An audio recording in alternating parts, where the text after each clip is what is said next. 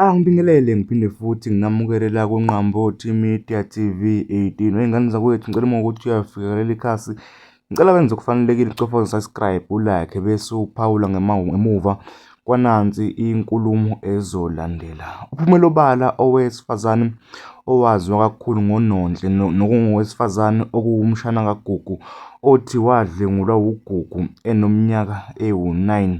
Nokuyindaba-ke etrendayo lapha ey'nkundleni zokuxhumana. Wey'ngane zakwethu, ngale nje okukhuluma kakhulu ake ngikuphe nansi inkulumo yalo wesifazane oyibiza ngoNondle walaphayana kubo kwaGugu nokuye othi wadlwengulwa uGugu.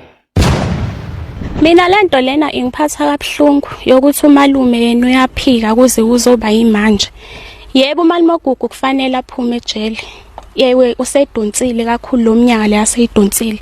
Kodwa umalume uGugu mina bengikufisa naye ukuthi mangabe yizwa lento, imina uNondle ngikhona ngiyaphila.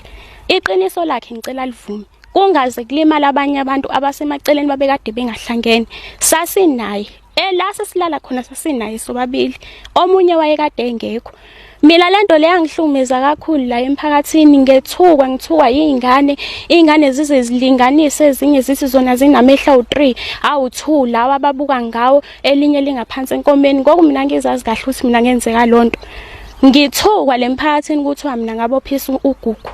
Into ayisho njalo ithi mina ngabophisa uGugu, ngangizange ngize ngidlwengulwe mina. Abanye bathi mina ngadlwengula, abanye bathi ngiqamba amanga, njoba kusho namanje ukuthi wayamanga.